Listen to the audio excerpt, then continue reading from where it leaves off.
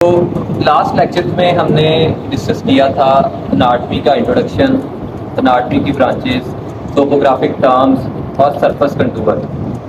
आज जो हमारा टॉपिक है बेसिकली वो है क्लासिफिकेशन ऑफ बोन्स। पहले बोन्स के बारे में थोड़ा सा इंट्रोडक्शन देखेंगे, बोन्स की क्लासिफिकेशन देखेंगे, उसकी टाइप्स क्या हैं, बोन्स के फंक्शन क्या हैं। तो सबसे पहले बोन, तो स्केलेटन का बेसिक यूनिट क्या है, बोन है। और ये हार्डेस्ट टिश्यू है बोन जो है स्केलेटन का। हमारी बॉडी के अंदर जो सबसे हार्डेस्ट टिश्यू है वो बोन है। ये इस बार पीपीएससी का जो इम्तिहान हुआ है ना सब इंस्पेक्टर के लिए, उसमें ये क्वेश्चन आया था कि hardest tissue of the bone, hardest tissue of the body कौन सा है। उसका ऑप्शन जो ठीक था वो था बोन। ठीक है, तो bone is the flavour unit of the skeleton, it is the hardest tissue. तो बोन्स का जो 33% यानी कि 1/3 होता है वो ऑर्गेनिक टिश्यू पर मुश्तमिल होता है। ऑर्गेनिक मैटर से बोन का 1/3 जो है वो ऑर्गेनिक मैटर पे मुश्तमिल होता है, और 2/3 उसके अंदर इनऑर्गेनिक साल्ट्स होते हैं जैसे कि कैल्शियम और फॉस्फोरस। तो बोन में मेजर 2 साल्ट्स होते हैं, कैल्शियम और फॉस्फोरस। तो अगर बोन्स की क्लासिफिकेशन की बात करें तो बोन्स की जो बेसिक क्लासिफिकेशन है उसमें कुछ मसलन ये कितनी इकसाम के बोन है, जैसे कि लॉन्ग बोन्स होती हैं, फ्लैट बोन्स होती हैं, शॉर्ट बोन्स होती हैं, सेसामाइड बोन्स होती हैं, इर्रेगुलर बोन्स होती हैं। तो इनको एक एक तरतीब से देख लेते हैं कि इनकी क्या डेफिनेशंस हैं और इनकी एग्जांपल्स क्या हैं। अभी पूरा स्केलेटन में ये इनकी टाइप्स और देखते हैं कौन सी बोन जो है वो किस टाइप की। तो सबसे पहले जो लॉन्ग बोन्स हैं ये आपको नज़र आ रही हैं, फोरलिम और हाइंड लिम्ब में मेजर होती हैं लॉन्ग बोन्स। लॉन्ग बोन्स फोरलिम और हाइंड लिम्ब में हैं और ये लेवर के तौर पे एक्ट करती है। ठीक है, तो लॉन्ग बोन्स एक्ट एज लेवर। तो वो आपने झूला देखा है, वो जिसकी एक तरफ भी एक बच्चा बैठा होता है, दूसरी तरफ बच्चा बैठा होता है, तो जिस तरफ वेट पुट करते हैं उस तरफ वो नीचे चला जाता है। तो जब वेट पुट करते हैं तो वो इसी तरह ये जो लॉन्ग बोन्स हैं ये देखो, जब इस पर प्रेशर अप्लाई करते हैं तो ये लेवर के तौर पे एक्ट करती हैं। तो ये लॉन्ग बोन का फंक्शन है कि ये लेवर के तौर पे एक्ट करती हैं। तो इसमें अगर लॉन्ग बोन के एग्जांपल देखें तो फोरलिम और हाइंड लिम्ब में काफी ज्यादा लॉन्ग बोन्स है। जैसे ये जो सेकंड बोन है फोरलिम की, ह्यूमरस, ये एक लॉन्ग बोन है। उसके बाद रेडियस अल्ना, ये भी एक लॉन्ग बोन है। उसके बाद ये मेटाकार्पल, ये भी लॉन्ग बोन है। इसी तरह हाइंड लिम्ब में अगर देखें तो हाइंड लिम्ब की सेकंड बोन जो है वो फीमर, ये भी एक लॉन्ग बोन है। उसके नीचे अगर देखें तो ये टिबिया और फैबला, ये भी एक लॉन्ग बोन है। और नीचे ये मेटाटार्सल, ये भी एक लॉन्ग बोन है। तो ये लॉन्ग बोन्स के एग्जांपल है। उसके बाद शॉर्ट बोन्स, तो शॉर्ट बोन्स नाम से पता चल रहा है कि ये छोटी छोटी होंगी और ये क्वाड्रल शेप की होती हैं, यानी कि ये देखिए अगर आप ये जो लॉन्ग बोन्स हैं वो लेंथ में ज्यादा है और विड्थ में कम है। लॉन्ग एक्सिस ज्यादा है और जो हॉरिजॉन्टल एक्सिस है उसमें कम है।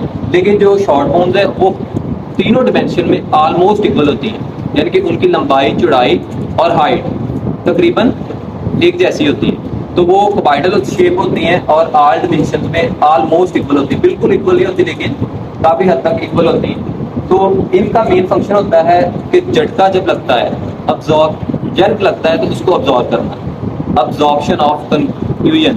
तो कंफ्यूजन क्या होता है, झटका।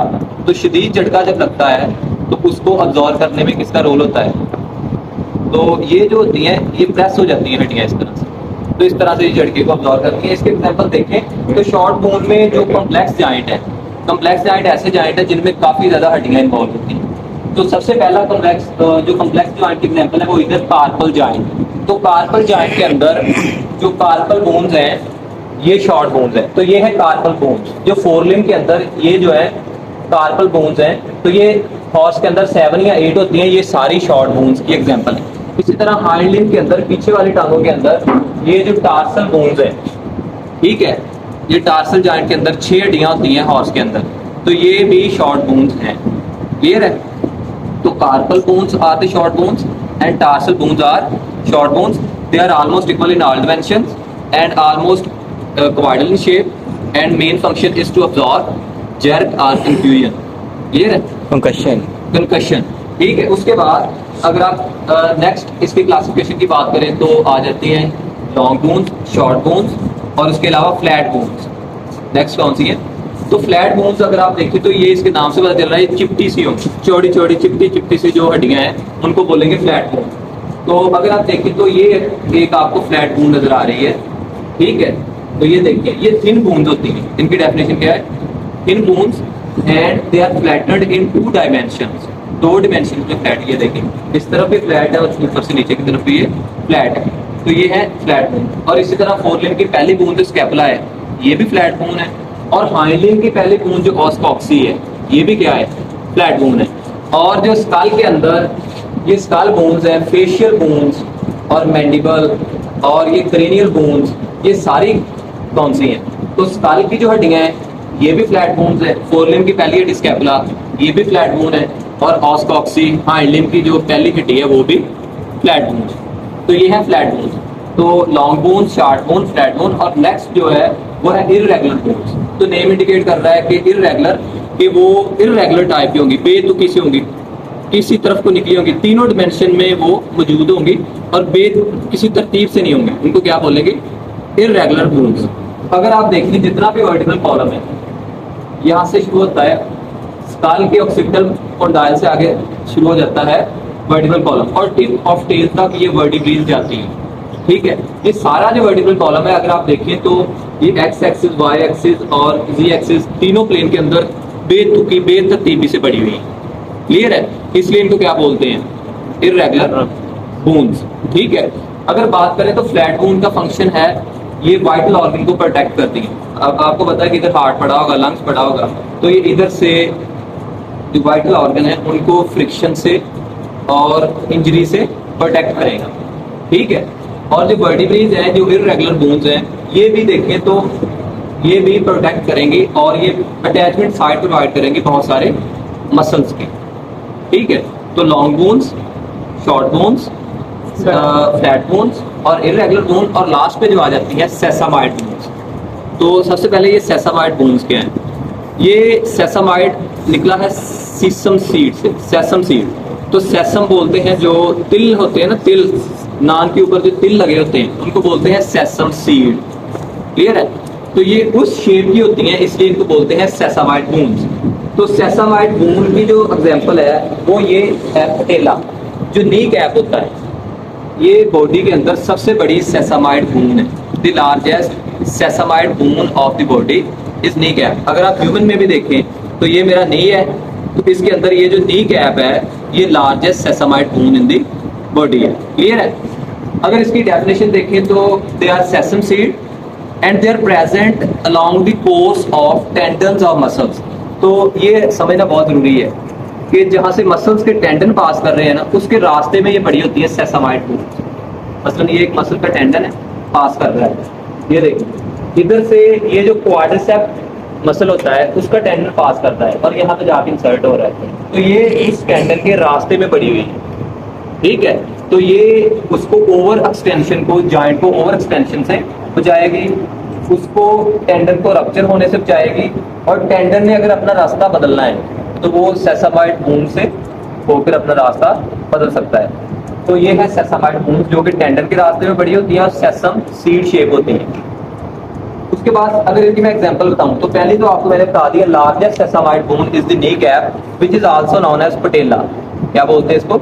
पटेला बोलते हैं इस लार्जेस्ट सेसामाइड बोन को, नी कैप। उसके अलावा जो फोरलिम्ब्स है, अगर आप देखें तो इधर फोरलिम्ब और हाइंडलिम्ब के अंदर ये है फर्स्ट फेलेंक्स, सेकंड फेलेंक्स और थर्ड फेलेंक्स। तो फर्स्ट फेलेंक्स और लार्जेस्ट मेटाकार्पल बोन, ये है लार्जेस्ट मेटाकार्पल बोन और ये है फर्स्ट फेलेंक्स। इनके दरमियान में पीछे 2 सेसामाइड बोन लगी होती हैं, जिनको बोलते हैं प्रॉक्सिमल सेसामाइड बोन।